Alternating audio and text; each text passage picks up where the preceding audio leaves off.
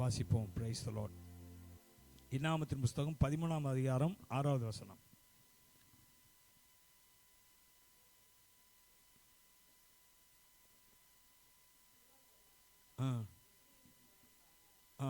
போதும்.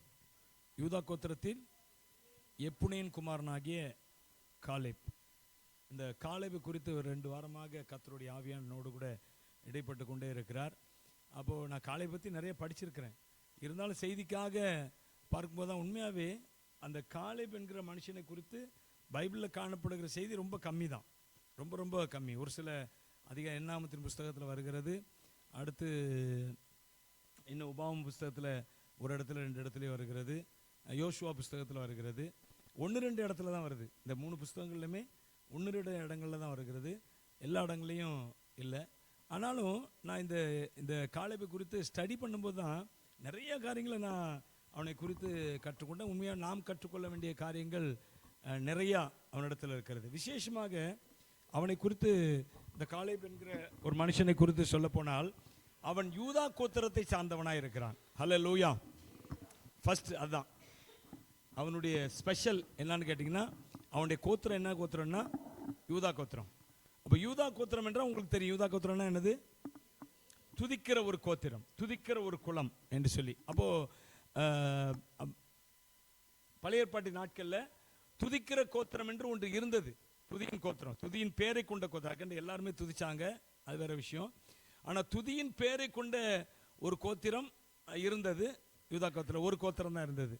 ஆனால் இப்போ புதிய ஏற்பாட்டில் பாருங்க, கர்த்தர் நம்ம எல்லாரையுமே அவரை துதிக்கிற ஒரு குலமாகத்தான் தேர்ந்தெடுத்திருக்கிறார். நீங்கள் ஏசாயா புஸ்தகத்தில் 43ஆம் அதிகாரம் நினைக்கிறேன், அதில் தீர்க்கதரிசி சொல்லும்போது சொல்லுகிறாரு, இந்த ஜனத்தை எனக்கென்று ஏற்படுத்தினேன், இவர்கள் என் துதியை சொல்லி வருவார்கள் அப்படின்னு சொல்லி சொல்றார். அப்போ துதி என்பது நாம அவர் ஏற்படுத்தின கோத்திரம் தானே?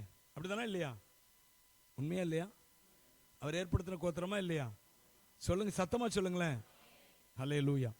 நாம் கர்த்தரால் தேர்ந்தெடுக்கப்பட்டவர்கள், கர்த்தரால் அழைக்கப்பட்டவர்கள் நாம் எல்லாருமே, சபையை சார்ந்த எல்லாருமே.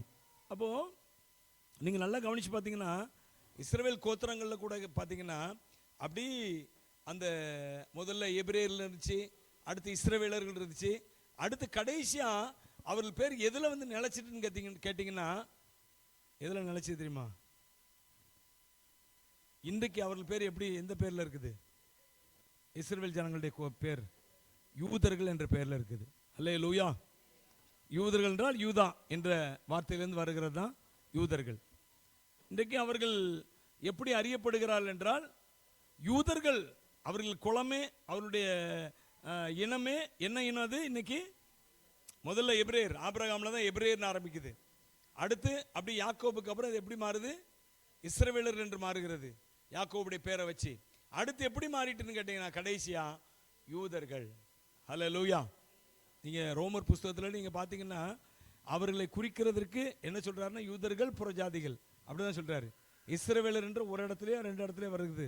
ஆனா முக்காவாசி பாத்தீங்கன்னா ரோமர் புஸ்தகத்துல, இன்னும் கலாத்திய நிருபத்திலாம் பாத்தீங்கன்னா அவர்களை குறிக்க சொல்லி என்ன சொல்லு, எப்படி சொல்லிருக்குன்னா யூதர்கள் என்ற சொல்லினாலதான் புதிய ஏற்பாட்டில் குறிக்கப்படுகிறது. இன்றைக்கு வரைக்கும் அந்த இஸ்ரவேல் மக்கள் எந்த சொல்லினால குறிக்கப்படுறாங்கன்னா இஸ்ரவேலர்னு சொல்லல, அது பைபிளோட முடிஞ்சிட்டு. இஸ்ரவேலர்கள் இன்றைக்கு எந்த சொல்லினால குறிக்கப்படுறாங்க? அவங்க சொல்லனா எல்லாருமே எப்படிதான் சொல்றாங்க? யூதர்கள் என்று சொல்லி. அப்போ அந்த பேர் நிலைச்சிட்டு. அப்போ யூதா என்ற வார்த்தைக்கு துதி என்ற அர்த்தம். இன்றைக்கு அவரை துதிக்கிற ஒரு கோத்திரம் என்று, ஒரு குலம் என்று, அல்லது ஒரு இனம் என்று இருக்கும் என்றால் நாம தான். அல்லது அவருக்கென்று தெரிந்தெடுக்கப்பட்ட இனம் அவரை துதிப்பதற்கென்றே பிரதானமாக தெரிந்தெடுக்கப்பட்டது. கையை வைத்து ஒரு ஆமென் சொல்லுவோம். அல்லேலூயா. என்னது? துதிப்பதற்கென்று.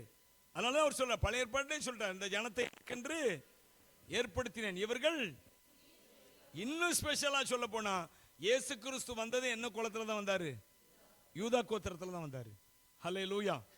அப்போ துதி என்பது நம்முடைய வாழ்க்கையில மிக மிக ஆராதனை, துதி என்பது மிக மிக முக்கியமான ஒன்றாக இருக்கிறது. இந்த காலேப் என்ற ஒரு மனுஷன், அவன் துதிக்கிற ஒரு மனுஷன் அல்ல, துதியின் கோத்திரத்தில் வந்த ஒரு மனுஷனாக இருந்தான். அந்த துதியின் ஆடையே அவன் மேல இருந்துச்சு.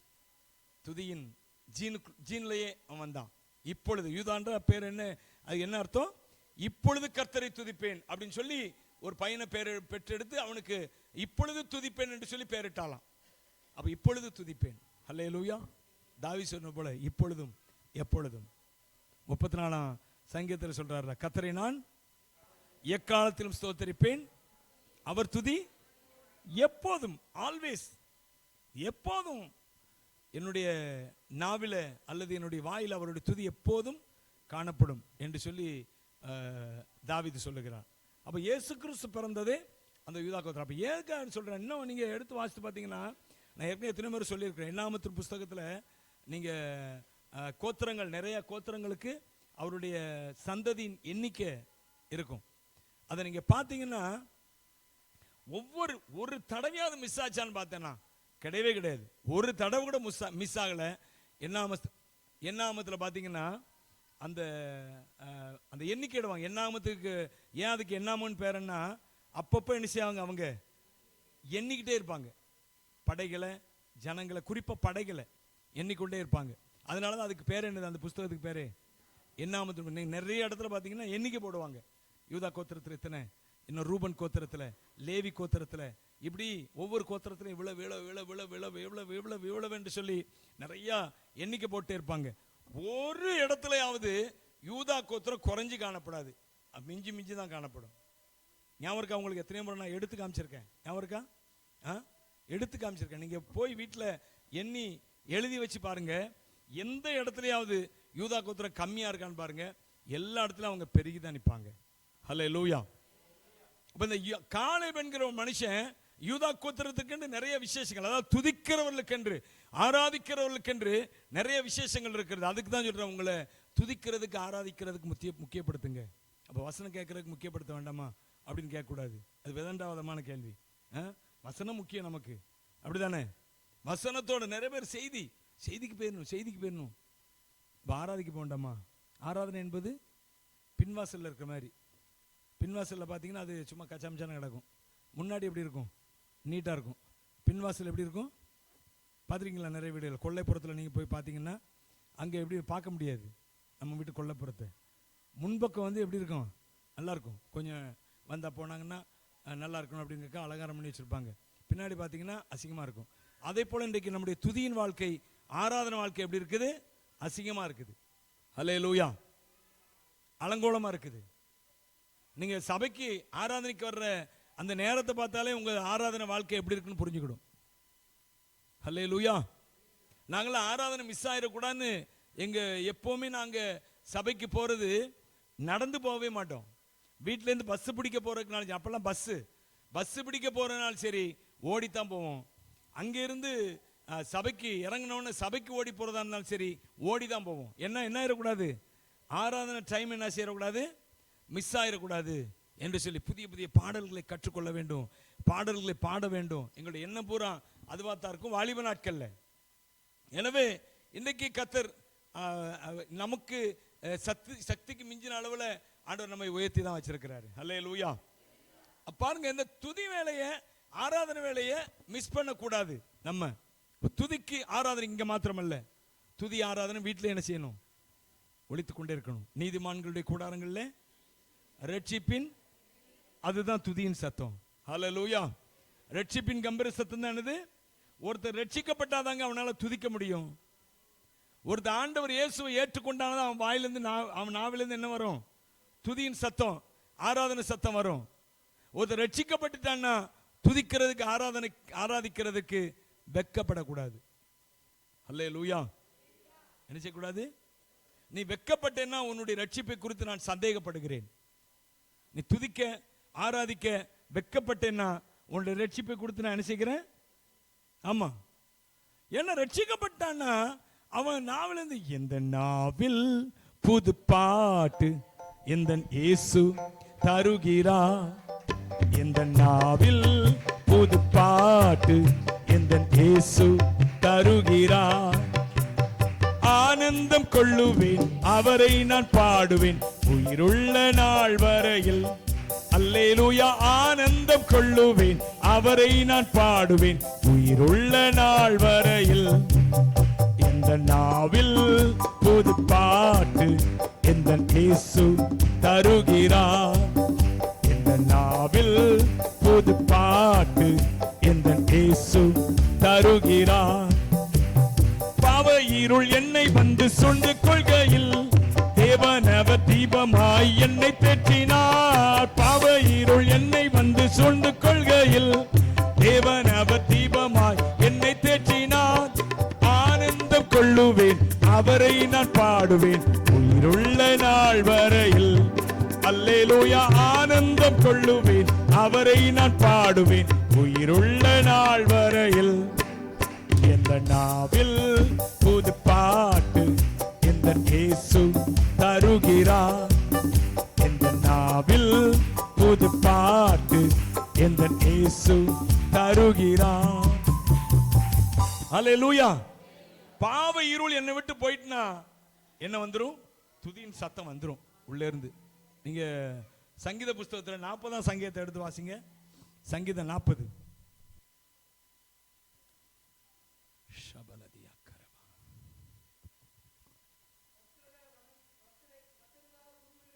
காத்திருந்தேன், கேட்டார், பயங்கரமான குழியிலும் என்னை தூக்கி எடுத்து என் கால்களை கண்மலை மேல் நிறுத்தி என் அடிகளை உறுதிப்படுத்தி. அவர் சொல்றாரு, நான் பாவ சேற்றில கிடந்தேன், அவர் என்னை தூக்கி எடுத்தாரு, உயர்த்தினாரு, நிறுத்தினாரு. அடுத்து என்ன கொடுத்தாராம்? புதுப்பாட்டு. அல்லேலூயா. கர்த்தரை துதிக்கிற அவர் சொல்றார் புது பாட்டை கொடுத்தார். ஏற்கனவே பாடுற பாட்டை கூட நம்ம பாட முடியல. புது பாட்டு எங்க வர? உன் இருதயம் ஏற்கனவே பாடுகிற பாட்டுகளுக்குள்ள பாடிக்கொண்டே இருந்துச்சுன்னா அதோடு கூட என்ன செய்யறோம்?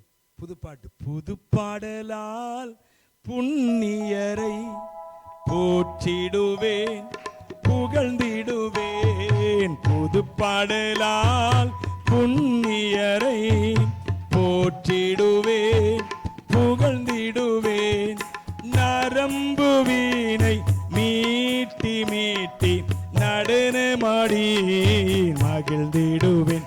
10 நரம்பு வீணை மீட்டி மீட்டி நடனமாடி மகிழ்ந்திடுவேன். அற்புதமே அவர் நாமம், அதிசயமே அவர் நாதம். அற்புதமே அவர் நாமம், அதிசயமே அவர் நாதம். அல்லேலூயா அவர் கீதம், அல்லேலூயா அவர் கீதம். தாயின் மேலாய் நேசித்தாரே, தந்தையை போல் போஷித்தாரே. தாயின் மேலாய் நேசித்தாரே, தந்தையை போல் போஷித்தாரே. தேவ அன்பால் நிறைந்து நானும் தேவாதி தேவனை துதித்திடுவேன் என்றும். தேவ அன்பால் நிறைந்து நானும் தேவாதி தேவனை துதித்திடுவேன். அற்புதமே அவர் நாமம், அதிசயமே அவர் நாதம்.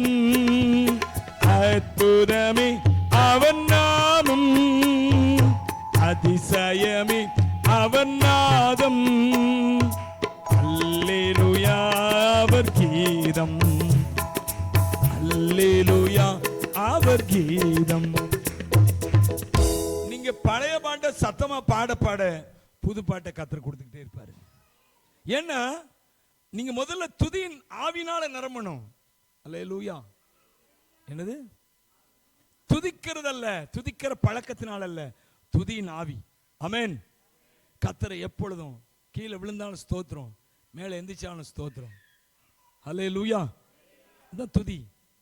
சும்மா இருக்கும்போது பாட்டு பாடிக்கொண்டே இருப்பது, கர்த்தரை ஆராதித்துக் கொண்டு, அதுதான் துதியின் ஆவி. துதிக்கிறது உங்களை யாராவது என்ன செய்யணும்? பாடுங்க, கை தட்டுங்க, அப்படின்னு அப்படிங்க என்ன செய்வீங்க? நீங்க கை தட்டுவீங்க. இன்னொரு 10 நிமிஷம் எதுவும் சொல்லாம இருந்தா அப்படி கை கீழே போயிரும். ஆனா துதி நாவி அப்படி இல்லை. இது வந்து துதிக்கிற பழக்கம். இது துதி நாவி என்னன்னா எப்பொழுதுமே என் வாயிலிருந்து என்ன வந்து கொண்டே இருக்கும். ஹல்லேலூயா. கர்த்தருக்கு புதுப்பாட்டு பாடுங்கள், பூமியின் குடிகளை பாடுங்கள். கர்த்தருக்கு புதுப்பாட்டு பாடுங்கள், பூமியின் குடிகளை பாடுங்கள்.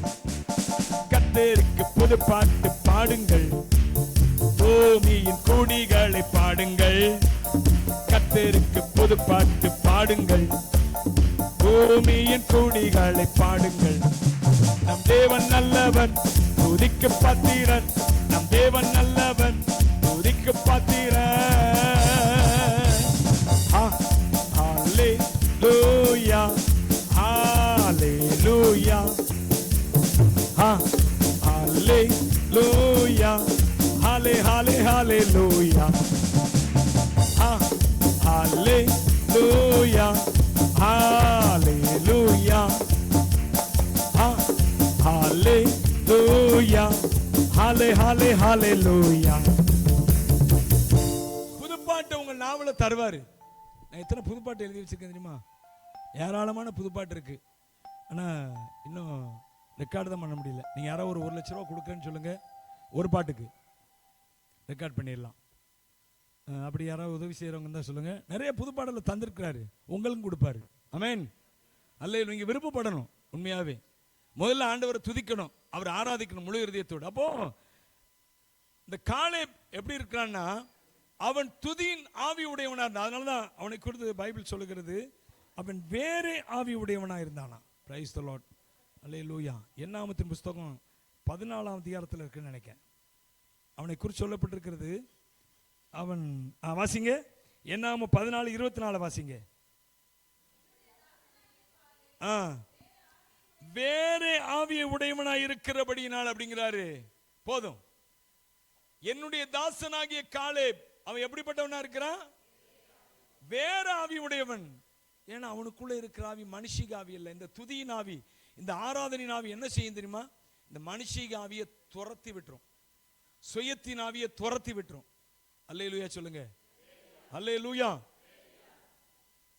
துதியின் ஆவி உள்ள வந்து குடி புகுந்துரும், பரிசுத்த ஆவியானுடைய நிறைவு நமக்குள்ள வந்துடும். என்னது? கர்த்தரை துதிக்க துதிக்க துதிக்க துதிக்க பரிசுத்த ஆவியானுடைய நிறைவு வந்துடும். நம்முடைய சுபாவமே மாறுபட்டுரும், மறுரூபமாகிறோம். அல்லேலூயா. உண்மையா கர்த்தரை துதிச்சு பாருங்க, ஆராய்ச்சி பாருங்க, மகிமைப்படுத்தி பாருங்க. கர்த்தர் நிச்சயமாவே அவர் உங்க இருதயத்தை மாற்றுவார். அதான் அவர் சொல்றாரு, அவனுடைய இருதயமே வேற மாதிரி இருந்துச்சியா.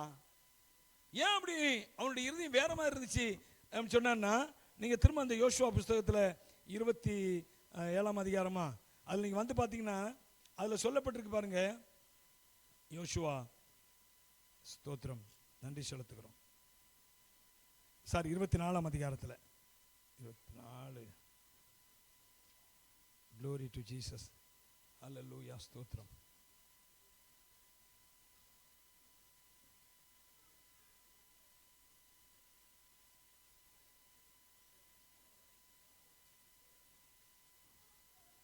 சாரி, 14ஆம் அதிகாரம். யோசுவா 14ஆம் அதிகாரத்தில் பார்க்கிறான் அவனை குறித்து.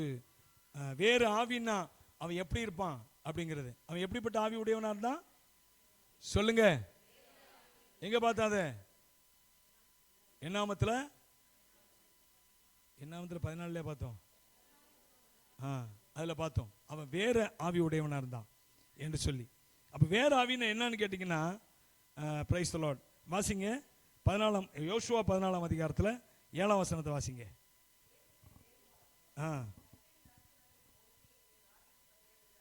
அனுப்புகிற போது எனக்கு 40 வயதா இருந்தது. என் இருதயத்தில் உள்ளபடியே பாருங்க, அவன் கர்த்தருக்கு மறுசெய்தி கொண்டு வந்தானா. யாருக்கு? கர்த்தருக்கு, கர்த்தருடைய தாசனுக்கு மறுசெய்தி கொண்டு வந்தானா. என்ன செய்தி? இவங்க போனது எதுக்கு போனாங்க தெரியுமா? எதுக்கு போனாங்க? வேவு பார்க்க. அது எப்படிப்பட்ட தேசம் என்பதை வேவு பார்க்க போனாங்க. வேவு பார்க்க போனா அந்த தேசம் எப்படி இருந்துச்சு? அப்படியே இருந்துச்சு. அவங்க அப்படியே செய்தி அப்படியே பார்த்தாங்க. அவங்க பார்த்ததெல்லாம் என்ன பார்த்தாங்க? அவங்க நீங்க அதுல என்னாகமத்தின் புஸ்தகத்துல 13ஆம் அதிகாரத்தில் கடைசி பகுதியில் பார்க்கலாம். நீங்க அந்த அவர் சொல்லுகிற வசனத்தை வாசிங்க. ராட்சத பிறவியான ஏனாக்கின் குமாரராகிய கண்டோம், நாங்கள் அற்பமானவர்களா இருந்தோம். என்ன சொல்றாரு? அவர் ராட்சத பிறவி, நான் எப்படி இருந்தேன்? வெட்டுக்கிளி. நாங்கள் எங்கள் பார்வைக்கு வெட்டுக்கிளிகளை போல இருந்தோம். அடுத்து அவர்கள் பார்வைக்கு நாங்கள் அப்படித்தான் இருந்தோம். அவன் பார்வை இவனுக்கு என்ன தெரியும்? இவன் சொல்றான் பாருங்க, அவங்க பார்வைக்கு எப்படிதான் இருந்தோம் நாங்க. நல்லா புரியுதா உங்களுக்கு? அவன் என் பார்வைக்கு நான் வெட்டுக்கிளி போல இருந்தேன். அவன் சொல்றான் நான் அற்பமானவனப்போ, அவன் அவ்வளவு பெருசா இருந்தான் அப்படின்னு சொல்ற. சரி, அடுத்து இன்னொன்னு சொல்றான் பாருங்க, என்னன்னா அவன் பார்வைக்கு நான் எப்படி இருந்தேன்? அவன் பார்வைக்கு வெட்டுக்கிளியா இருந்தாலும் இவனுக்கு எப்படி தெரியும்? நான் சொல்ற புரியுதா உங்களுக்கு? புரியுதா உங்களுக்கு? அவன் பார்க்கிற பார்வை இவனுக்கு எப்படி தெரியும்? அவன் பார்வைக்கு வெட்டுக்கிளியை போல இருந்தா. அது வாசிங்க.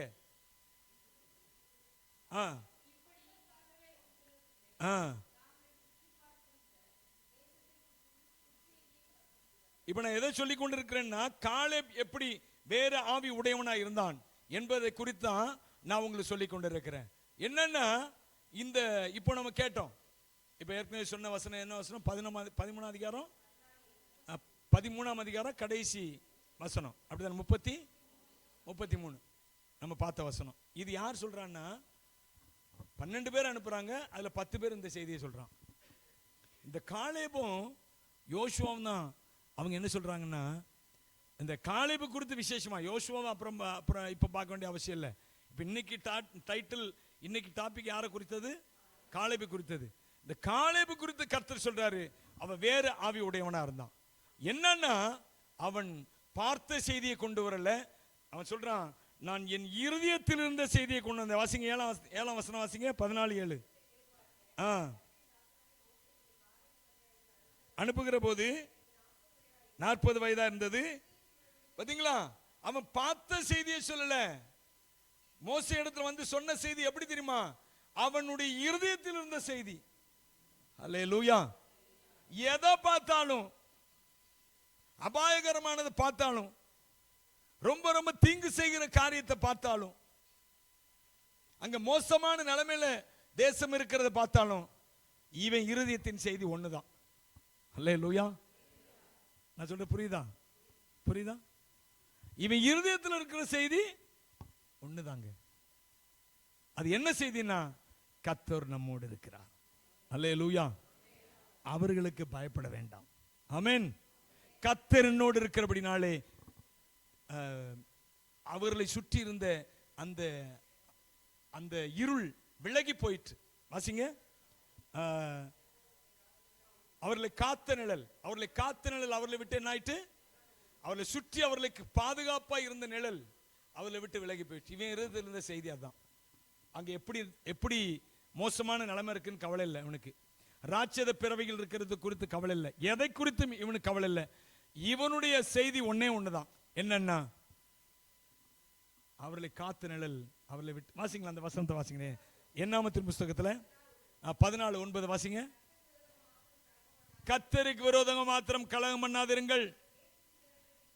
அந்த தேசத்தின் ஜனங்களுக்கு நீங்கள் பயப்பட வேண்டியதில்லை. அவர்கள் நமக்கு இரையாவார்கள். அவர்களை காத்த நிழல் அவர்களை விட்டு விலகி போயிற்று. கர்த்தர் நம்மோடு இருக்கிறார்.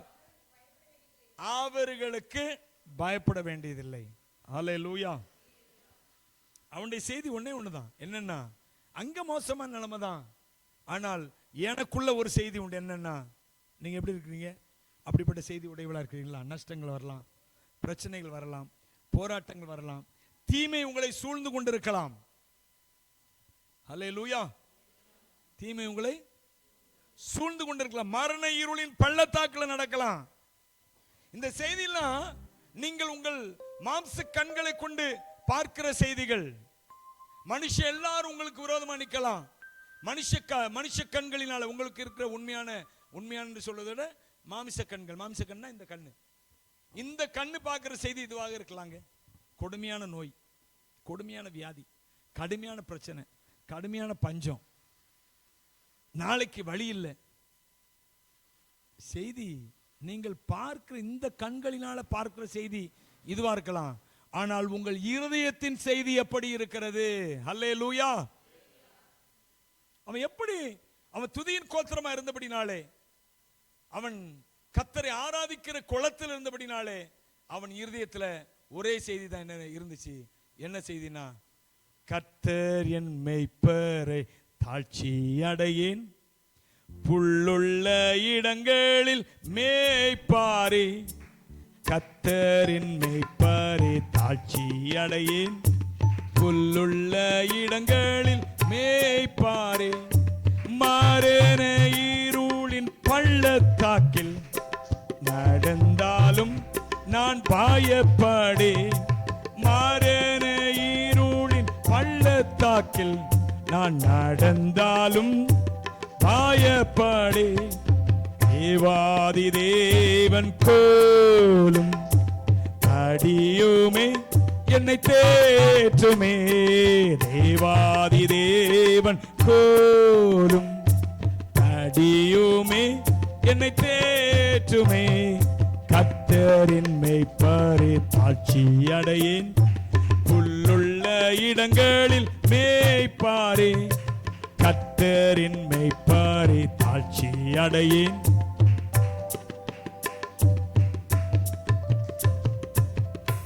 ஹல்லேலூயா. மரண இருளின் பள்ளத்தாக்கில் நடந்தாலும் நான் பயப்படேன்.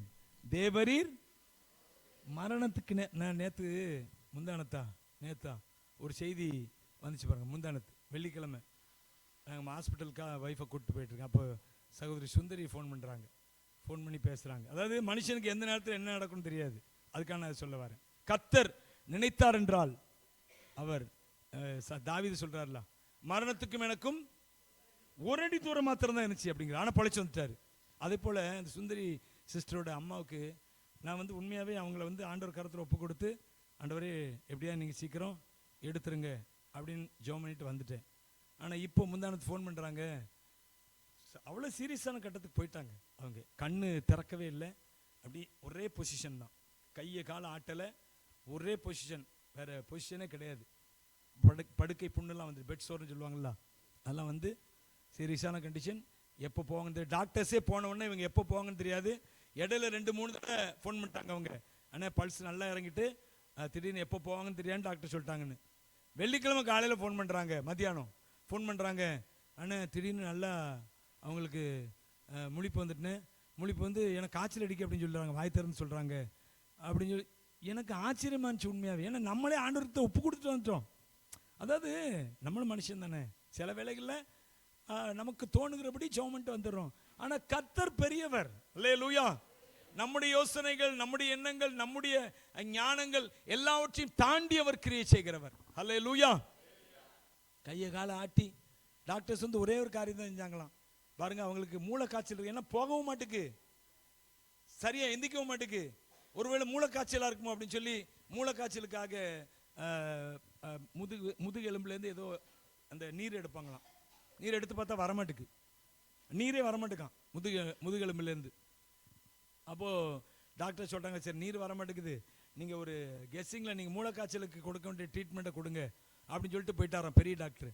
அவங்க மூளைக்காய்ச்சலுக்குள்ள ட்ரீட்மெண்ட்டை கொடுத்தா இப்போ நல்லா எந்திரிச்சு உட்காந்துச்சான்னு தெரில. ஆனால் கையை காலை ஆட்டி நல்லா பேச ஆரம்பிச்சிட்டு, அது மட்டும் சொன்னாங்க அவங்க. அதுக்கப்புறம் நான் கேள்விப்படல. எனக்கு 2-3 நாளாக ரொம்ப பிஸி ஆகிட்டனால நான் போகலை. திரும்ப நாளைக்கு தான் அவங்கள போய் என்னன்னு பார்க்கணும். அப்போது எதுக்கு சொல்கிறேன்னு கேட்டிங்கன்னா, மரண இருளின் பள்ளத்தாக்கில் நடந்தாலும் நான் பயப்பட மாட்டேன். அல்லேலூயா. நமக்கு முன்பாக எத்தனை சாட்சி பாருங்க. மரண இருள் மூடிக்கொண்டது, நாம கூட ஒப்பு கொடுத்துட்டு வந்துட்டோம் கர்த்தர் கரத்தில். நம்முடைய ஜெபம் மறுதலிக்கப்பட்டது. அல்லேலூயா. ஏன்னா கர்த்தர் அவள் மேல் இரக்கமாக இருக்கிறார். அல்லேலூயா.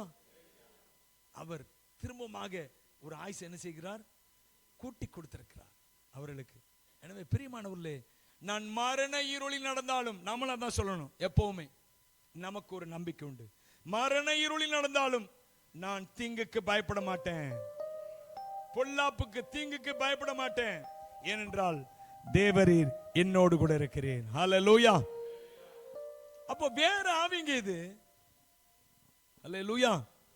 அதான் துதியின் ஆவி உள்ளுக்குள்ள வந்துட்டுனா உங்க ஆவி, உங்க இருதயம், உங்க சிந்தனை எல்லாம் அப்படி டேன் ஆயிரும், மறுரூபம் ஆயிரும்.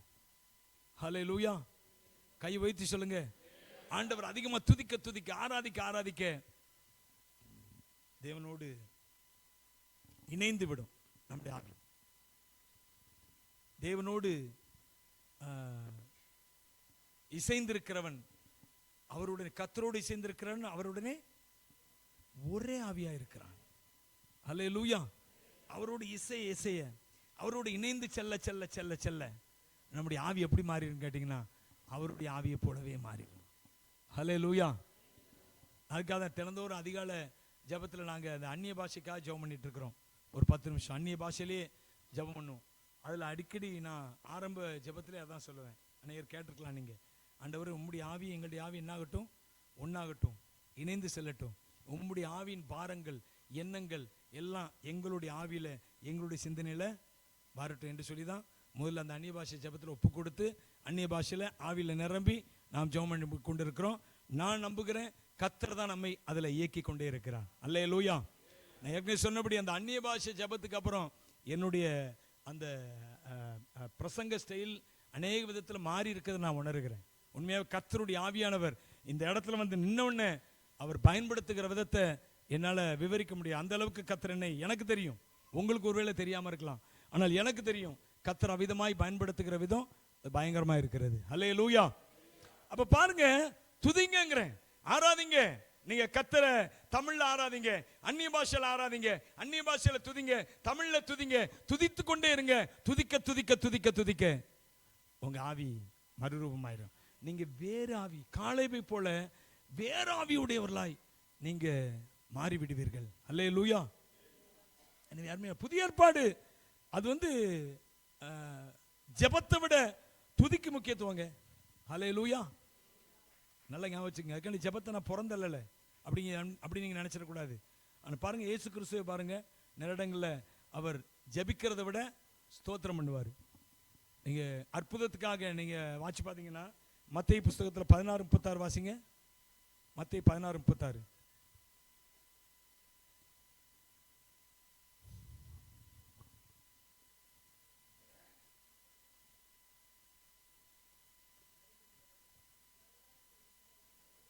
வாசிங்க.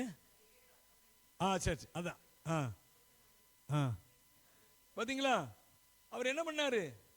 ஜெபம் பண்ணார். ஆண்டவரே, நீங்க ஊக்கமாக விடாப்பிடியாக அப்படியே ஜெபம் பண்ணார். போராடி அப்படியே ஜெபம் பண்ணாரு.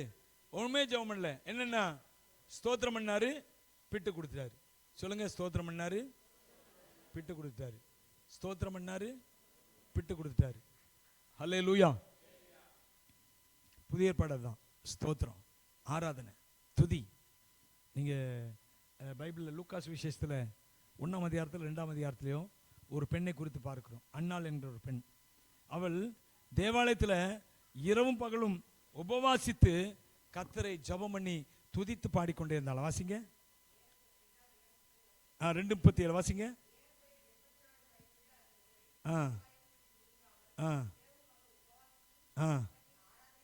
ஆராதனை செய்து கொண்டிருந்தாள். அல்லேலூயா. 84 வயதுள்ள விதவை தேவாலயத்தை விட்டு நீங்காமல் இரவும் பகலும் உபவாசித்து ஜெபம் பண்ணி ஆராதனை. புதிய ஏற்பாடு ஜெபம் முக்கியம், அதை இல்லைன்னு சொல்ல, ஆனால் ஆராதனை அதே அளவுக்கு முக்கியம். ஆமென். நீங்க வீட்டில் எந்த அளவுக்கு ஜெபம் பண்றீங்களோ அந்த அளவுக்கு கர்த்தரை என்ன செய்யணும்? துதிக்கவும் செய்யணும், ஆராதிக்கவும் செய்யணும். Prayer is also a type of worship and worship is also a type of prayer. நான் சொல்ற புரியுதா உங்களுக்கு? ஜெபம் ஆராதனை போன்ற ஒன்று, துதி ஆராதனையும் ஜெபத்தை போன்ற ஒன்று. ஹல்லேலூயா. எத்தனை பேருக்கு புரிஞ்சு? குழப்பாதீங்க அப்படிங்கிறீங்களா? அப்படின்னு என்ன அர்த்தம்னா, ஜெபத்தை ஆராதனையை பிரிக்காதீங்க. வெறுமனே ஜெபம் மட்டும் பண்ணி அப்படின்னு சொல்லாதீங்க, வெறுமனே ஆராதனை மட்டும் பண்ணி அப்படின்னு சொல்லாதீங்க. இரண்டும் இணைந்தது. ஹல்லேலூயா. ஜெபம் இல்லாம துதிக்க முடியும். நீங்க பிலிப்பியர் புஸ்தகத்தில் கூட பாருங்க, 4ஆம் அதிகாரத்தில் ஸ்தோத்திரம் பவுல் சொல்லும்போது சொல்றாரு, நீங்கள் ஒன்றுக்கும் கவலைப்படாமல் எல்லாவற்றையும் குறித்து உங்கள் விண்ணப்பங்களை ஸ்தோத்திரத்தோடு கூடிய ஜெபம். சொல்லுங்க, ஸ்தோத்திரத்தோடு கூடிய ஜெபம். ஸ்தோத்திரத்தோடு கூடிய, சத்தமா சொல்லுங்களேன். அப்போ ஸ்தோத்திரமும் இருக்கணும், என்னமும் இருக்கணும், ஜெபமும் இருக்கணும், ஆராதனையும் இருக்கணும், ஜெபமும் இருக்கணும், ஜெபமும் இருக்கணும், ஆராதனை இருக்கணும். ஹல்லேலூயா. ஏன்னா இன்னைக்கு ஒரு சிலர் ஆராதனை மாத்திரமே முக்கியப்படுத்தி ஜெபம் என்பது தேவையில்லை அப்படின்னு சொல்லிட்டு பார்க்கிறோம். அல்லது ஒரு சிலர் ஜெபத்தை மட்டுமே முக்கியம் பண்ணி ஆராதனை என்ன ஆராதனை அப்படின்னு அதை செட்டப் பண்றதை பார்க்கிறோம். ரெண்டுமே ரொம்ப ரொம்ப முக்கியம், ரெண்டும் இணைந்து செல்லக்கூடிய ஒன்று. அல்லேலூயா. நான் இன்னைக்கு முக்கியப்படுத்த என்னன்னா, இந்த காலேப் அவன் துதிக்கிற நாம என்ன செய்கிறோம், இன்னைக்கு ஜெபத்தை ஜெபம் பண்ணிடுறோம் எப்படியாவது, அல்லது வேத வசனத்தை கேட்டுறோம் செய்கிறோம், வேத வசனத்தை பிரசங்கத்தை கேட்கிறோம், இல்ல நம்ம வேத வசனத்தை வாசிக்கிறோம், ஆனால் கர்த்தரை ஆராதிப்பதில்லை. எத்தனை பேர் வீட்டில் தனியா கர்த்தரை ஆராதிக்கிறீங்க சொல்லுங்க? பாட்டு பாடி கர்த்தரை எத்தனை பேர் ஆராதிக்கிறீங்க? ஆராதிக்கிறீங்களா? கண்ணில அந்த இப்படிங்க, அது எப்படி, அது எப்படி எடுக்க, அது என்ன இப்படி பண்றியா பண்ணலையா? அப்பப்போ அதான் இப்படி போற இடத்துல நல்லா ஜெபம் பண்ணுமா, அப்பதான் ஞானமும் வாழ முடியும். என்ன ஜெபம் பண்ணாம ஆண்டவர் ஆராதிக்காம கர்த்தர் என்னை கைவிட்டாரே அப்படின்னு சொல்ல முடியாது. ஏன்னா தேவனோடு நெருங்கி இருக்கிறவன் அவன் கனி கொடுத்து கொண்டே இருப்பான். அப்படின்னு என்ன அர்த்தம்? மற்றவர்களுக்கு பிரயோஜனமா இருப்பான். நீ மற்றவர்களுக்கு பிரயோஜனமா இருந்துட்டாலே நீ இருக்கிற இடத்துல எப்படி இருப்ப, நீ ஆசீர்வாதமா இருப்ப. உனக்கு முன்பா வருகிற சத்துருக்கெல்லாம் ஓடி போவாங்க, ஒரு வழியா வருவாங்க, 7 வழியா அனுப்பிச்சுவாங்க. அதனால பொம்பளை பிள்ளைங்களாம் தயவுசெய்து அம்மா அப்பா வீட்டில் இருக்கும்போதே ஜெபம் பண்ணி ஆராதனை அப்படி பழகுங்க. அப்புறம் அங்கே போன இடத்துல போய் ஒரு குத்து வாங்கி ஒரு அடி வாங்கி அதுக்கப்புறம் ஐயோ ஆண்டவரேன்னு வந்து கர்த்தர் பாதத்தில் விழாதீங்க. அதுக்கு முன்னாடியே நீங்கள் என்ன ஆயிருங்க, மதிப்பாயிருங்க, மரியாதையாயிருங்க. நீங்கள் போகும்போதே உங்களை ஒரு தேவதூதனை போல ஏற்றுக்கொள்ளணும். அல்லேலூயா. பொம்பளை பிள்ளைங்களுக்கு முக்கியமாக சொல்கிறேன், நீங்கள் போகும்போதே உங்களை எப்படி ஏற்றுக்கொள்ளணும், ஒரு தேவதூதனை போல ஏற்றுக்கொள்ளணும். அவங்க சந்தோஷமாக ஏற்றுக்கொள்ளணும். என் மருமக்கு ஒரு சில குறைவுகள் இருந்தாலும் நீங்கள் ஜெபம் பண்ணுறவங்களா இருந்தா, கர்த்தரை ஆராதிக்கிறவங்களா இருந்தா, அவங்க என்ன செய்வாங்க, பயப்படுவாங்க. உங்களை பார்த்துச்சு அவ துதிக்கிறவா, ஆராதிக்கிறவா, ஜெபம் பண்ணுறவா, அவளை நினச்சி கூட நம்ம எதா பண்ணுனா கர்த்தர் கோவப்பட்டுறக்கூடாது அப்படின்னு அதுக்காண்டியா மரியாதை கொடுப்பாங்க. எனவே தயவு செய்து நீங்கள் ஜெபம் பண்ண ஆராதனை பண்ண பழகுங்கம்மா. பொம்பளை பிள்ளைங்களுக்கு சொல்கிறேன், தூங்கி தூங்கி எந்திக்காதீங்க. வீட்டில் அம்மாமார்களும் அப்பாமார்களும் பொம்பளை பிள்ளைகளுக்கு என்ன செய்யாதீங்க, செல்லம் கொடுக்காதீங்க. அதுக்காண்டி இங்கே வர்ற பிள்ளைய நீங்கள் குடும்பப்படுத்துங்கன்னு சொல்ல, அவங்களுக்காக அவங்கள்ட்ட நீங்கள் ஞானமாக நடக்க நீங்கள் ஞானத்தை கேட்கணும். பெற்றோர் புரியுதா உங்களுக்கு? யார் மருமக வருவாள், மருமக வர்ற மருமகள்கிட்ட நம்ம ஞானமாக நடக்கணும். பொம்பளை பிள்ளைய மாத்திரம் கரெக்ட் பண்ணி அனுப்பிச்சு, சில பேர் சில வீட்டில் அப்படிதான், பொம்பளை பிள்ளைய மாத்திரம் கரெக்டாக கரெக்ட் பண்ணி அங்கே வெட்டி இங்கே வெட்டி என்ன செய்வாங்க, அனுப்பிச்சி விடுவாங்க. ஆம்பளை பிள்ளைகளு வாட்டில் அலையட்டும். ஏன்னா வரப்போகிறது மருமக தானே, அவன் எப்படி இருந்தா என்ன, அப்படிதானே? நான் நேற்று நாள் தான் கேள்விப்பட்டேன், ஒரு சகோதரி சொன்னாங்க, அதாவது மகனோட மனைவி அவ குழந்தை உண்டாயிருக்கா, மகளும் ஏற்கனவே குழந்தை உண்டாயிருக்கிறா, மக அங்கே மாமியார் வீட்டில் இருக்கிறா, மகனோட மனைவி மருமக இங்கே வந்திருக்கிறா, இவ குழந்தை உண்டாயிருக்கிறா, குழந்தை உண்டாயிருக்கு. அந்த அம்மா சொல்கிறாங்களாம், இந்த மாதிரி இவ வேற குழந்தை உண்டாயிட்டா, என்ன என்ன சொன்னாங்க, இவ குழந்தை உண்டாயிட்டா என் பிள்ளைய வச்சு பார்க்க முடியாது. எப்படி 2 பிள்ளை? இந்த வார்த்தையை அவ கேட்டானே என்ன நினைப்பா யோசிச்சு பாருங்க. மருமக கேட்டாலும் என்னன்னு தெரியல, அந்த சகோதரி சொன்னாங்க இப்படி, இப்போ இவ வேற குழந்தை உண்டாயிட்டா என் பிள்ளைய நான் எப்படி அப்படி நோக்க. 2 பிள்ளைங்களும் நல்லா வரணும், 2 பிள்ளைகளும் நல்லா குழந்தை பெற்றெடுக்கணும், 2 பிள்ளைகளுக்கு சந்ததி நல்லா வரணும். என்ன இல்லை, பிள்ளையோட குழந்தைய எப்படி செய்யணும்னா நல்லா பார்க்கணும். இப்படி இருந்தால் அந்த குடும்பம் எப்படி உருப்பிடும்? மாமியார் மருமகளுக்குள்ள எப்படி ஒரு இணக்கம் உண்டாகும்? வர்ற நீங்க பெண்களுக்கு சொல்றேன், தாய்மார்களுக்கு சொல்றேன், பையனை பெற்ற தாய்மார்களுக்கு சொல்லுறேன், மருமகள்களையும் உங்க மகளை போல நினைச்சு அந்த பிள்ளைகளை சமமா, மகளுக்கு என்ன காரியத்தை கொடுப்பீங்களா ஆண்டவர்ட்ட அந்த இதை கேளுங்க. அது கஷ்டம்தான், ஏன்னா மகள் என்பது தன்னுடைய உதரத்திலிருந்து வந்தவள், ஆனா மருமகள் என்பது வேற இருந்து வந்தவள். ஆனால் தேவனிடத்துல கேளுங்கிறேன், ஆண்டவரே அந்த ஞானத்தை கொடுங்க, மருமகளிடத்துல நடக்க வேண்டிய ஞானத்தை கொடுங்க. மருமகளுக்கு நான் காட்ட வேண்டிய அன்பை பாசத்தை எனக்குள்ள ஊற்றுங்க. ஏன்னா நமக்கு அருளப்பட்ட பரிசுத்த ஆவியினாலே தேவ அன்பு நம்முடைய இருதயங்களிலே ஊற்றப்பட்டிருக்கிறது. பைபிள் சொல்லுகிறது பரிசுத்த ஆவியானவரால தர முடியாத ஒரு ஆசீர்வாதமோ ஒரு நன்மையோ ஒரு உணர்வோ கிடையவே கிடையாது. பரிசுத்த ஆவியானவர் நல்ல உணர்வுகளை தருவார். ஏன்னா அவர் உணர்வின் ஆவியானவர். எந்த அளவுக்கு ஆவியானவரோடு இணைந்து இருக்கிறீர்களோ அந்த அளவுக்கு உங்கள் உணர்வுகள் அது ஆரோக்கியமான உணர்வுகளா இருக்கும். அல்லேலூயா. வித்தியாசம் பார்க்க மாட்டீங்க.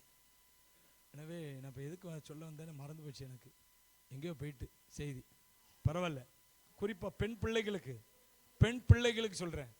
நீங்கள் என்ன செய்யுங்க, வீட்டிலேருந்து போகும்போதே தயவு செய்து வீட்டில் ஜெபம் பண்ணுறவங்களா மாறுங்க. கர்த்தரை துதிக்கிறவங்களா ஆராதிங்க. தனிப்பட்ட நேரத்தை ஒதுக்கி எல்லாத்துக்கும் நேரம் ஒதுக்குறீங்களம்மா. ஏம்மா மேக்கப்போட எவ்வளோ நேரம் ஒதுக்குறீங்க? ட்ரெஸ் பண்ண எவ்வளோ நேரம்? ஒரு பொம்பளை பிள்ளை ட்ரெஸ் பண்ணி வரேன்னா எப்பா ஜெபத்துக்கு அவ்வளோ நேரம் ஒதுக்கக்கூடாதா? நீ சொல்லு. உன் இருதயம் அலங்காரமாக இருந்தா உன் முகம் அசிங்கமாக இருந்தாலும் மனுஷங்க உன்னை வரவேற்பாங்க. அல்லேலூயா. ஆண்டவர் சொல்றாருல லூக்கா சுவிசேஷம் 16 அதிகாரம் நினைக்கிறேன், நீங்கள் மாளும் போது உங்களை நித்திய வீடுகள் ஏற்றுக்கொள்வார் உண்டாகும்படி அநீதியான உலக பொருளால் சிநேகிதரை சம்பாதியுங்கள் அப்படிங்கிறாரு.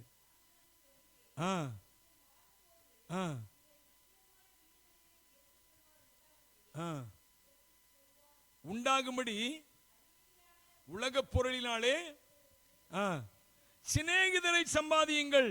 நீ சிநேகிதனை சம்பாதிக்கணும் என்ன தெரியுமா? உன் ஆவி அழகா இருந்தா போதும், உன் இருதயம் அழகா இருந்தா போதும். அதுக்காக நீ அசிங்கமா போன்னு சொல்ல. நீ மேக்கப்புக்கு ஒதுக்குற அந்த நேரத்தையாவது நீ ஜெபம் பண்ண ஒதுக்குறியா?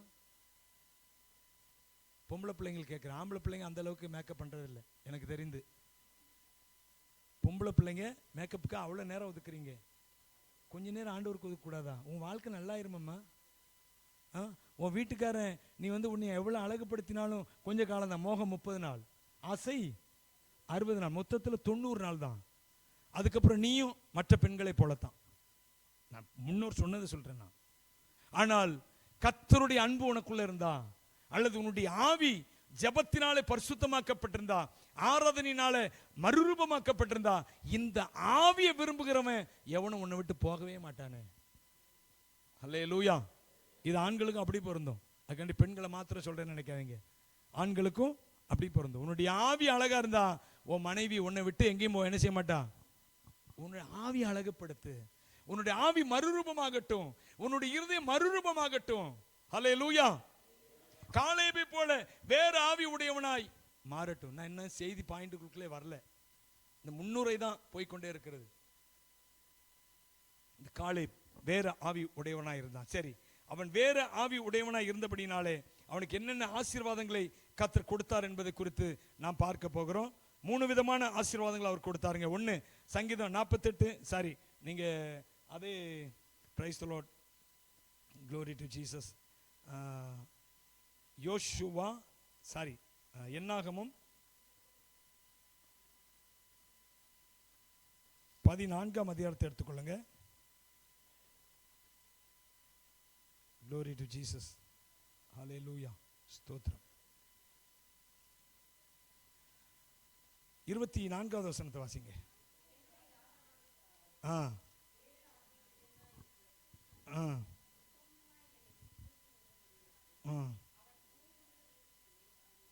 அவனை சேர பண்ணுவேன். முதலாவது அவர் கொடுக்கிற ஆசீர்வாதம் என்னன்னு கேட்டீங்கன்னா, அவன் போய் வந்த தேசத்திலே அவனை என்ன செய்வேன்? சேர பண்ணுவேன். அவனுக்கு அதை சொந்தமாக்குவேன் அப்படிங்கிறார். முதல்ல எபிரோன் அவனுக்கு சுதந்திரம் ஆயிற்று. நீங்க யோசுவா 14:14 வாசிங்க. யோசுவா 14:14.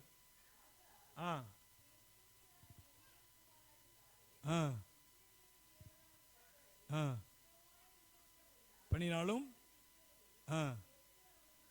எபிரோன் அவனுக்கு சுதந்திரம் ஆயிற்று. அது மலை தேசங்க. எபிரோன் என்னது? அது மலை தேசம். அது அவனுக்கு சுதந்திரம் ஆயிட்டு. அவனுக்கு மாத்திரம் தொடர்ந்து வாசிங்க சிஸ்டர்.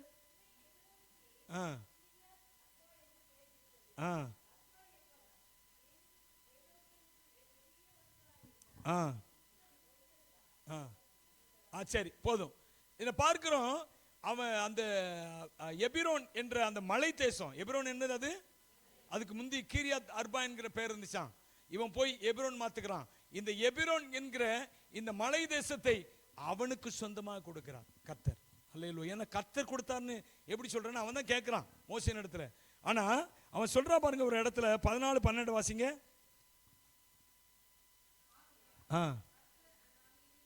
கர்த்தர் அந்நாளிலே சொன்ன, அவன் சொல்றான் பாருங்க, யோசுவா சொல்றான் பாருங்க, கர்த்தர் அந்நாளிலே சொன்ன மலைநாடு. அல்லேலூயா. ஆண்டவர் என்ன சொன்னாராம், இந்த மலை தேசத்துல நீ போயிட்டு வந்த, நீ போய் என்ன செய்யிட்டு வந்த, அங்க வேவு பார்த்துட்டு அந்த நல்லா இருக்குன்னு சொன்னேல்ல, அந்த மலை தேசத்தை தான் நான் என்ன செய்ய போறேன், உனக்கு தரப்போறேன் என்று சொல்லி கர்த்தர் சொன்னபடியே அவனுக்கு அதைத்தான் கேட்கிறான், கிளைம் பண்றான். இந்த யோசுவாண்டத்துல வந்து அந்த நாளிலே கர்த்தர் எனக்கு வாக்கு பண்ணினார், சொன்னார், அந்த மலை தேசத்தை எனக்கு சொந்தமாக்குங்க. சொன்னபடி எபிரோன் என்ற அந்த ஊர் என்ன ஆயிட்டான் அவனுக்கு, அந்த மலை தேசம் அவனுக்கு சொந்தமாயிட்டான். எனவே எனக்கு அருமையான தேவனுடைய பிள்ளைகளே, நமக்கு சொந்தமான அநேக காரியங்களை தேவன் வைத்திருக்கிறாருங்க. அல்லேலூயா. நீங்க நிறைய பேர் கர்த்தர் சொன்ன காரியத்தை பெற்றுக்கொள்ளாமே போயிடுறாங்க, இந்த உலக ஓட்டத்தை முடிச்சுட்டு போயிடுறாங்க. ஏன் அப்படின்னு கேட்டீங்கன்னா, அவங்க இருதயம் வேற இருதயமா மாறணும். அல்லேலூயா.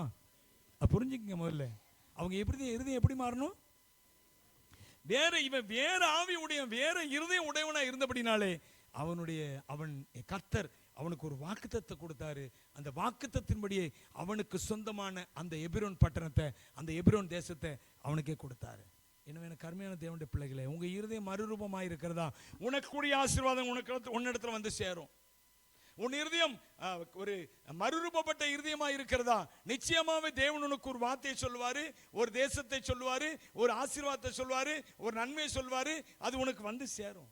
இதனால செய்ய வேண்டியது என்னன்னா, எதையோ தேடி ஓடுவதில்லை, ஒன்னே ஒண்ணு, கர்த்தரை தேடி ஓடுவது, அவருடைய சமூகத்தை தேடுவது. அல்லேலூயா. அதுதான் உங்க இருதயத்தை மாற்றும்.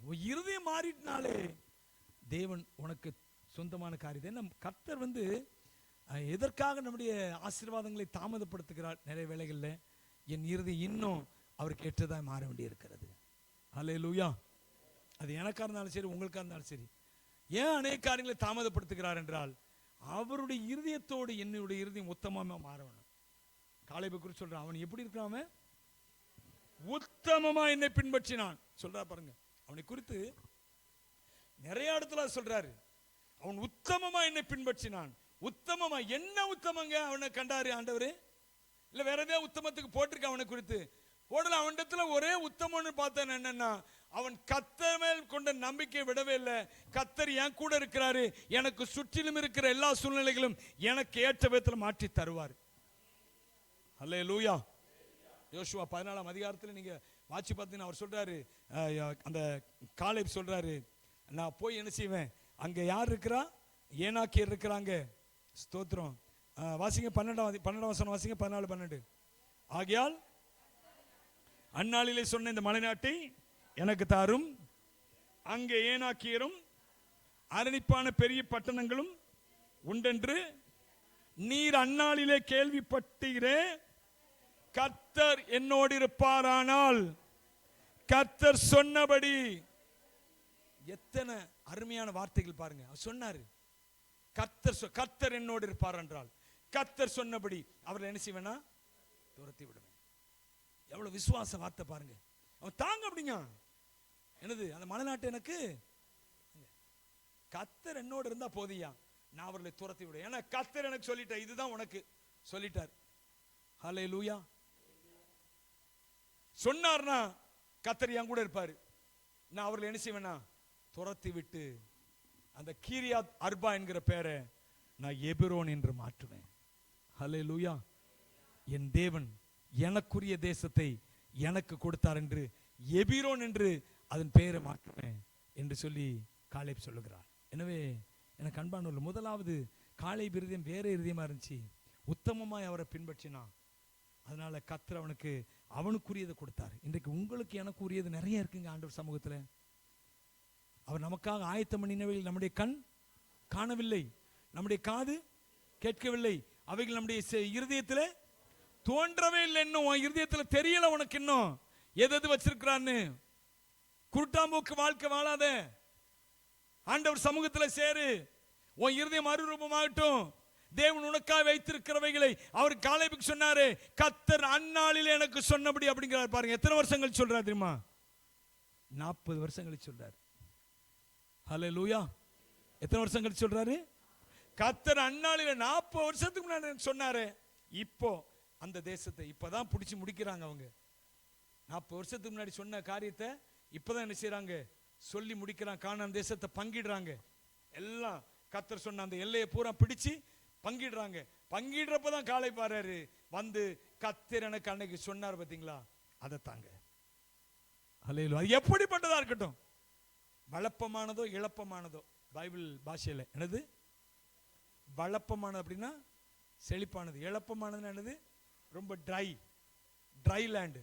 அது வளப்பமானதோ இழப்பமானதோ நீ எனக்கு தந்தீனா, கர்த்தர் என்னோடு இருப்பாரானால் நான் அவர்களை துரத்துவேன், அவைகளை துரத்துவேன், பஞ்சத்தை துரத்துவேன், ஏழ்மையை துரத்துவேன், தரித்திரத்தை துரத்துவேன், வியாதியை துரத்துவேன். ஒன்னே கர்த்தர் என் கூட இருப்பார் என்றால், கர்த்தர் என்னோடு நீர் என்னோடு இருக்கும் போது என்னாலும் வெற்றி வெற்றியே. நீர் என்னோடு இருக்கும் போது என்னாலும் வெற்றி வெற்றியே. தோல்வி எனக்கில்லையே, நான் தோற்று போவதில்லையே. தோல்வி எனக்கில்லையே, நான் தோற்று போவதில்லையே. நீர் என்னோடு இருக்கும் போது என்னாலும் வெற்றி வெற்றியே. நீர் என்னோடு இருக்கும் போது மலைகளை தாண்டிடுவே, கடும் பள்ளங்களை கடந்திடுவே. மலைகளை தாண்டிடுவே,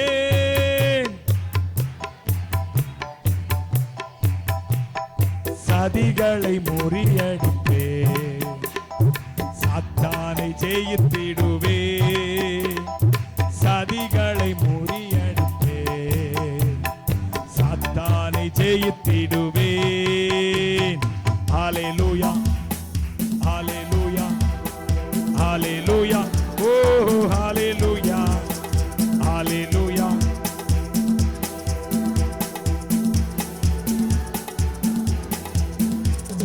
நீர் என்னோடு இருக்கும் போது நாளும் வெற்றி வெற்றியே. நீர் என்னோடு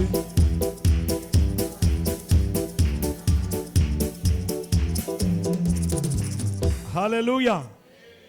இந்த அதிகாரத்துல யோசுவா 14 அதிகாரத்துல எத்தனை தடவை அவனை குறித்து உத்தமம் உத்தமன் போட்டிருக்கு பாருங்க. நீங்க வாசித்து பாருங்க. 8ஆம் வசனம் வாசிங்க.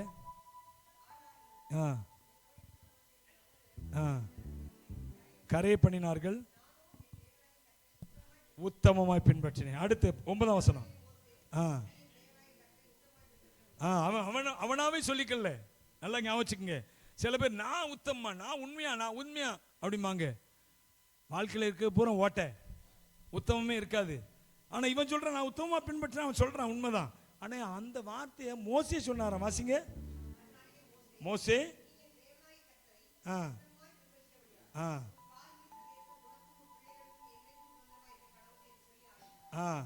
அடுத்து நீங்க வாட்சி பாத்தீங்கன்னா 14ஆம் வசனத்தை வாசிங்க.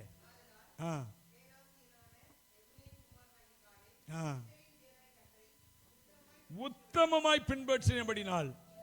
எத்தனை இடத்துல காலேபு குறித்து உத்தமமாய் உத்தமமாய் உத்தமமாய் எத்தனை இடத்துல பாருங்க. இன்னும் நீங்க என்னாமத்தின் புஸ்தகத்துல அந்த 14ஆம் அதிகாரத்துல பாத்தீங்கன்னாலும் அதுலயும் சொல்லப்பட்டிருக்கிறது அவனை குறித்து. உத்தமமாய் பின்பற்றினான், உத்தமமாய் பின்பற்றினான். ஒன்னே ஒன்று காரியம் என்னன்னா, அவன் தேவன் மேல் வச்ச நம்பிக்கையில அவன் குறையவே இல்லைங்க. அதுதான் முக்கியம், அதுதான் உத்தமம்.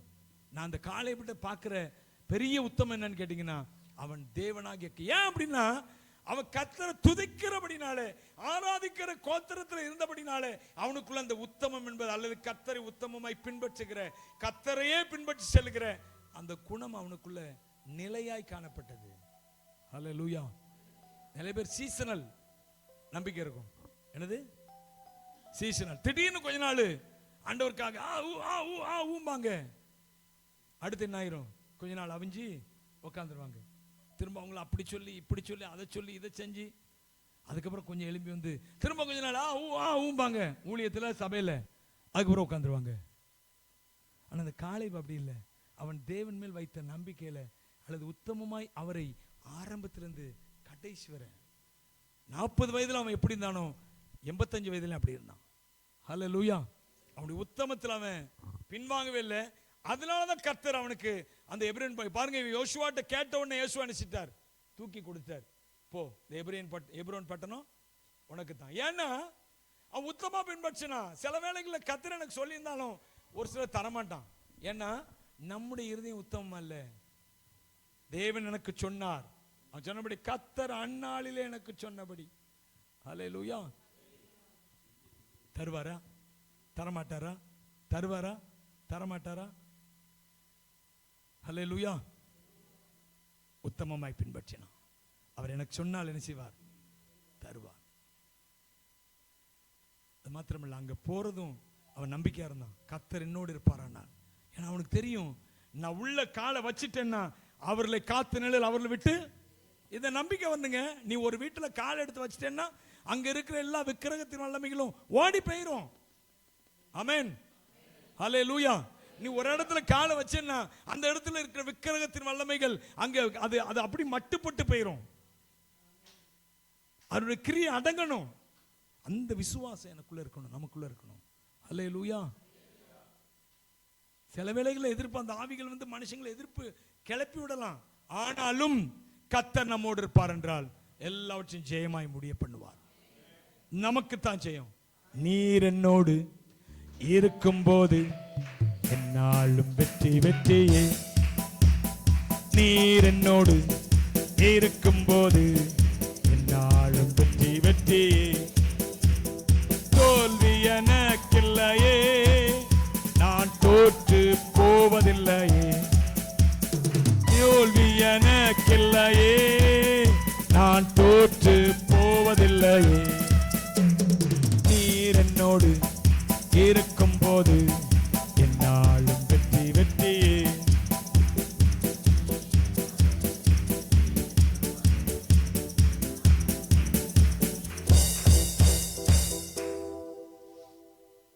உங்களுக்குள்ள இந்த உத்தமம் இருக்குதா? யோசித்து பாருங்க. காலவே போல எபிரோன் நமக்கு சொந்தமாகணும். தேவன் நமக்கென்று வைத்திருக்கிற சுதந்திரங்கள், ஆசீர்வாதங்கள் நமக்கு சொந்தமாகணுமா வேண்டாமா? சொந்தமாகணும். முதல்ல உங்க இருதயம் மறுரூபமாகட்டும். வேறு ஆவி உடையவரெல்லாம் மாற்றுங்க. அதுக்கு அடிப்படை என்னன்னு கேட்டீங்கன்னா, உங்க இருதயம் காலேபை போல அவன் எப்படி இருந்தான்? அவன் துதிக்கிற ஆவி உடையவனா இருந்தான், அல்லது துதியின் கோத்திரத்தில் வந்தவனா இருந்தான். நீங்களும் நானும் துதியின் கோத்திரத்துக்கு அழைக்கப்பட்டிருக்கிற உண்மைதான். ஆனால் நாம துதிக்கிறோமா? அந்த கோத்திரத்துக்கு ஏற்றவர்களா இருக்கிறோமா? அந்த குலத்துக்கு ஏற்றவர்களா இருக்கிறோமா என்பதை குறித்து நாம் சிந்தித்து பார்ப்போம். எல்லா கண்களை மூடி நாம் ஜெபம் பண்ணுவோம். Price the Lord. நான் ஒரு பாயிண்ட் சொல்லியிருக்கிறேன். 2 பாயிண்ட் அடுத்த வாரம் நம்ம திரும்ப இந்த காலேபை குறித்து பார்க்க போகிறோம். எல்லார் கண்களை மூடி நம் கர்த்தரை நோக்கி பார்ப்போம். ஆண்டவர் கருத்துல நம்ம ஒப்பு கொடுப்போம். உன்னை தேவன் அழைச்சதை துதிக்கத்தான், அவர் ஆராதிக்கத்தான். உனக்கு அந்த உணர்வு இருக்குதா? உணர்வில்லாத அவருடைய இருதயம் இருளடைந்தது. ரோமர் புத்தகத்தில் சொல்லப்பட்டிருக்கிறது. உணர்வில்லாத அவருடைய இருதயம். உனக்குள்ள ஆண்டவரை துதிக்கணும், ஆராதிக்கணும், ஜெபிக்கணும் உணர்வே போயிட்டுனா உன் இருதயம் இருள்ல இருக்குது. உன் இருதயம் இருள்ல இருந்தா உன் வாழ்க்கை இருள்ல தான் இருக்கும்.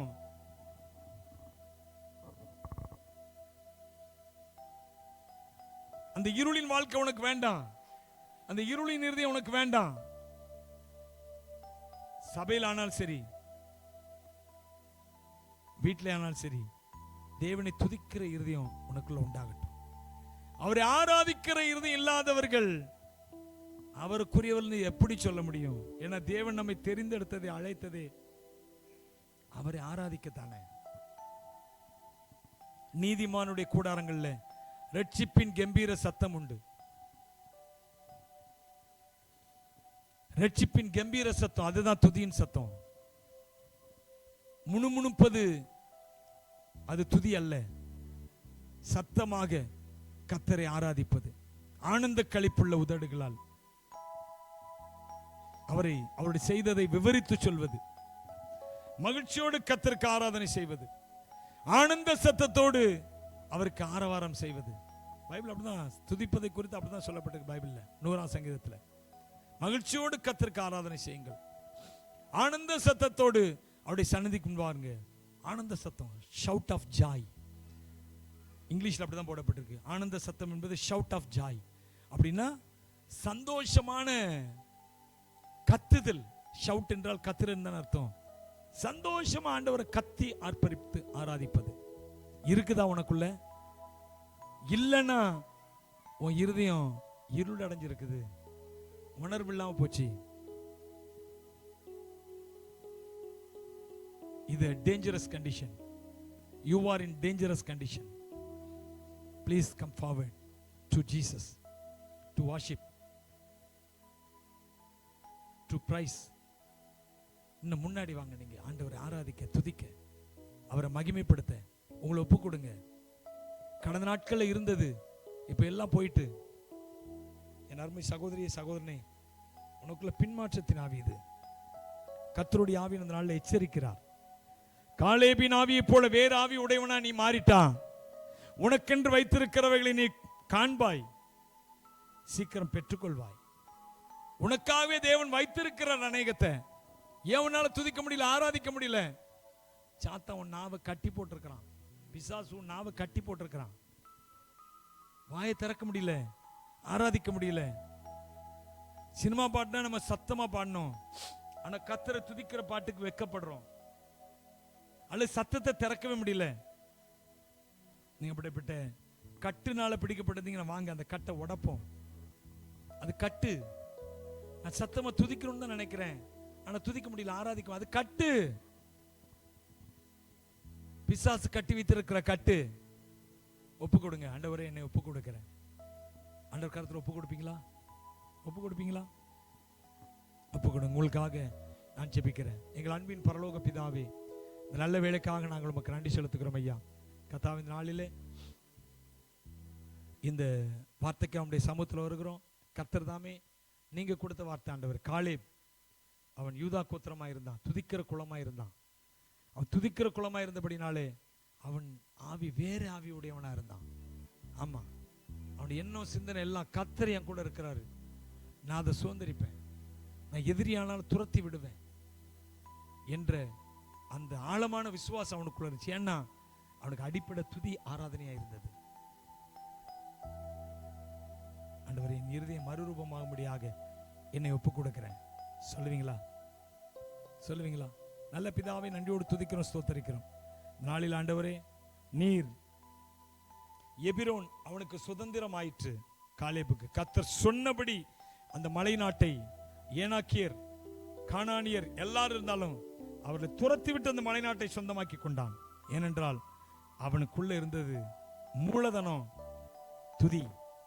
அதனால் உண்டான வேற ஆவி, மறுரூபப்பட்ட ஆவி. எப்பொழுது கர்த்தர் கூட இருக்கிறார் என்ற அந்த மறுரூபப்பட்ட ஆவி எங்க ஜனங்களுக்குள்ள அப்படிப்பட்ட ஆவி வரணும்ப்பா.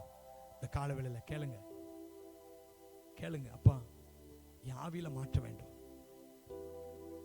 ஆராதிக்கணும்ப்பா, துதிக்கணும்ப்பா, மகிமைப்படுத்தணும்ப்பா, உயர்த்தணும்ப்பா, ஆவி மறுரூபமாகணும்ப்பா. உங்களுடைய கரத்தில் எங்களை அர்ப்பணிக்கிறோம். இயேசு கிறிஸ்துவின் நாமத்தில் பிதாவே, ஆமென். என் ஆத்துமாவே கர்த்தரை ஸ்தோத்திரி, என் முழு உள்ளமே அவருடைய பரிசுத்த நாமத்தை ஸ்தோத்திரி. என் ஆத்துமாவே கர்த்தரை ஸ்தோத்திரி, அவர் செய்த சகல மறவாதே.